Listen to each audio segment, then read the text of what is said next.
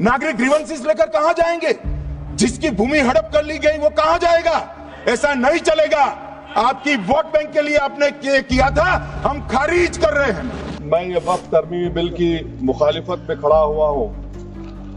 किसी एक शायर ने बड़ा अच्छा कहा था, जब भी ज़मीर और ज़र्फ का सौदा हो दोस्तों, जब भी ज़मीर और ज़र्फ का सौदा हो दोस्तों, कायम रहो हुसैन के इनकार की तरह। मेरा कॉन्शियस उसको मानता नहीं, मैं इस कानून को कबूल नहीं करता हूं, तो मैं गांधी की तरह इस कानून को मारता हूं। ये अनकॉन्स्टिट्यूशनल है सर। इस देश में झगड़े पैदा करने का काम बीजेपी करना चाहती है मस्जिद और मंदिर के नाम पर, इसीलिए मैं इसका कंडेम करता हूं। और अगर मेरा प्रॉपर्टी है मैं लेके रहूंगा, लेके मेरा ये बंदा लेगा, ये छीनेगा, ये छीनेगा, ये जिंदा रहेगा, मैं मर गया, ये छीनेगा।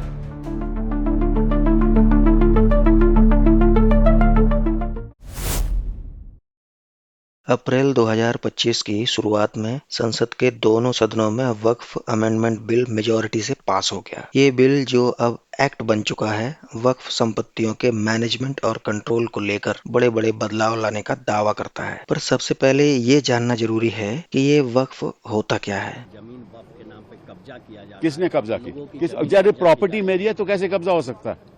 अरे वक्फ का मतलब मालूम है किसी को? तो जनाब ऐसा समझ लीजिए कि अरेबिक वर्ड वक्फ का मतलब प्रिजर्व करना या संजो कर रखना या रोक कर रखना होता है। इस्लामिक रेफरेंस में समझें तो वक्फ एक ऐसी एसेट या प्रॉपर्टी है जिसे अल्लाह की राह में डेडिकेट कर दिया गया हो, जिसका उपयोग मस्जिदों, मदरसों, अस्पतालों, कब्रिस्तानों या गरीबों की मदद जैसे उद्देश्यों के लिए उपयोग किया जाता है। इस इस्लामिक परंपरा की एक और खास बात है, once a waqf always a वक्फ। अब ये क्या भला है?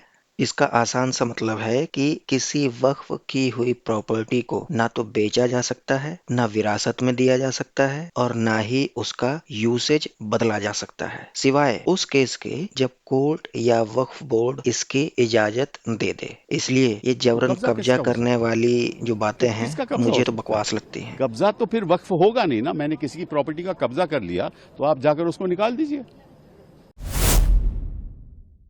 अब दूसरा सबसे अहम सवाल आता है कि इस अमेंडमेंट की डिमांड किसने की? जरा याद करके बताइए कि आपने कितनी बार मुसलमानों को वक्फ में बदलाव के लिए आंदोलन करते देखा है? आप कमेंट करके बताइए, आपने ऐसा कहीं आंदोलन होते देखा हो? ये एक माइनॉरिटी बॉडी है, it is not for anybody else to intervene. ऐसी बहुत से संस्थाएं होती हैं, अलग अलग मज़हबों की अलग अलग संस्थाएं होती हैं जो मज़हब इंडिपेंडेंट हैं अपनी संस्थाओं को अपने हिसाब से चलाने के लिए, लेकिन सिर्फ वक्फ बोर्ड को इस तरीके से उसमें अपनी टांग अड़ाकर और उनकी राइट्स को छीनना वो बिल्कुल गलत है। एक और इंटरेस्टिंग और समझने वाली बात ये है कि मुसलमानों का भला करने में ये सरकार मतलब भाजपा, समझ रहे हो, भाजपा कुछ ज्यादा ही उतावली नहीं दिख रही है। और ये हाल तब है जब मुसलमान बीजेपी का कोर वोटर भी नहीं माना जाता है। आपकी जानकारी के लिए यहाँ बता दें कि जनरल पब्लिक में ये वक्फ बोर्ड शायद तब चर्चा में आया जब बोर्ड ने कुछ संपत्तियों पर दावे पेश करना शुरू कर दिए। ये लिस्ट देखिए, आप समझ जाएंगे कि ऐसा क्यों हुआ होगा। इन मामलों ने इस सब्जेक्ट पर लोगों का ध्यान खींचा, रही सही कसर सोशल मीडिया और बिकाऊ न्यूज चैनल्स ने पूरी कर दी। वैसे आज की तारीख में भाजपा ने अपनी आईटी सेल के सहारे ये प्रचारित कर दिया है कि आम गरीब लोग, जिनमें पसमानदा मुसलमान और महिलाएं भी शामिल हैं, उन्होंने ये डिमांड की थी। अब उन्होंने ये डिमांड की थी या नहीं की थी ये किसी को नहीं पता, लेकिन सही मायनों में देखा जाए तो वक्फ बोर्ड अमेंडमेंट की सिफारिश सबसे पहले साल 2005 कांग्रेस की यूपीए गवर्नमेंट द्वारा स्थापित सच्चर कमेटी ने की थी। इस कमेटी ने अपनी रिपोर्ट में ये बताया कि वक्फ की कुल प्रॉपर्टीज जो करीब 4 लाख एकड़ क्षेत्र में फैली हैं और करीब 6,000 करोड़ रुपए की कीमत की हैं, मिसमैनेजमेंट, करप्शन और इंक्रोचमेंट के कारण केवल 163 रुपए करोड़ करीब की एनुअल इनकम जनरेट कर पाने में ही सक्षम है, जो कि उम्मीद से बहुत कम है। इसके अलावा सच्चर समिति ने वक्फ बोर्डों में ट्रांसपेरेंसी की कमी, पॉलिटिकल इंटरफेरेंस और once a waqf always a waqf जैसी लीगल ऑब्लिगेशंस की आलोचना भी की थी। वक्फ बोर्डों को मजबूत करने, वक्फ अधिनियम में संशोधन, वक्फ रिकॉर्ड्स को डिजिटाइज करने और समुदाय के कल्याण के लिए प्रॉपर्टीज का बेहतर यूसेज करने की रिकमेंडेशंस दी थी। और यहीं से यानी सच्चर कमेटी की रिपोर्ट से ही अमेंडमेंट की नींव पड़ी थी। हेलो फ्रेंड्स, लोगों के साथ अपने एक्सपीरियंसेस, रिसर्च और नॉलेज शेयर करके उन्हें एजुकेट और एम्पावर करना और उनकी जिंदगी में पॉजिटिविटी लाना मेरा पैशन है। अगर आपको ये वैल्यूएबल लगता है तो प्लीज इस चैनल को सब्सक्राइब करें and never miss any updates. Thank you.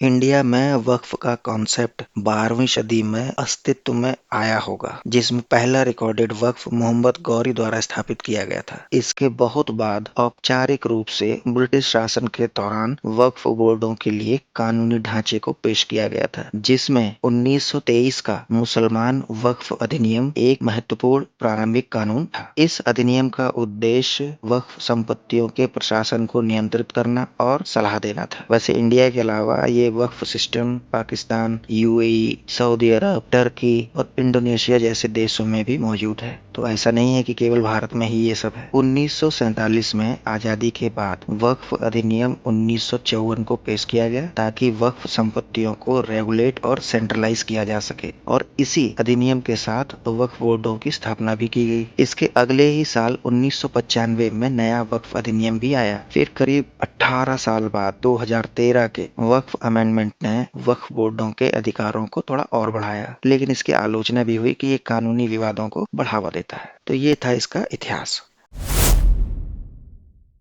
देश की आजादी से लेके आज तक वक्फ के अध्यक्ष चोर, वक्फ के मुतवल्ली चोर, वक्फ के अधिकारी चोर, सब चोर मिलकर लूट रहे वक्त। अभी तक तो आप भी चेयरमैन थे। मैं बोल रहा हूँ, मैं थे नहीं, मैं हूँ। आपने भी किया क्या ये सब?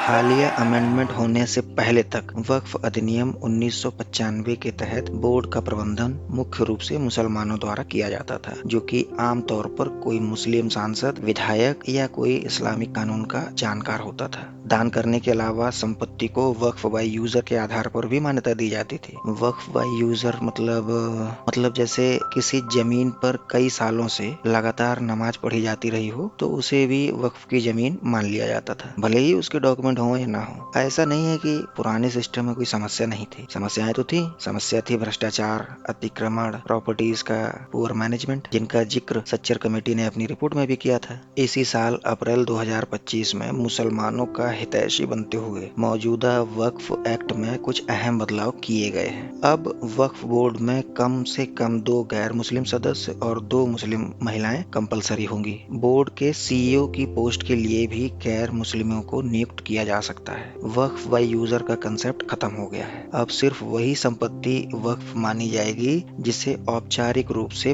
5 साल से इस्लाम मानने वाले व्यक्ति ने दान किया हो। सरकार को वक्फ संपत्तियों के सर्वे और रजिस्ट्रेशन में अब ज्यादा नियंत्रण मिल गया है। एक अधिकारी जो कलेक्टर से ऊंचे रैंक का होगा तय करेगा कि कोई संपत्ति सरकार की है या वक्फ की।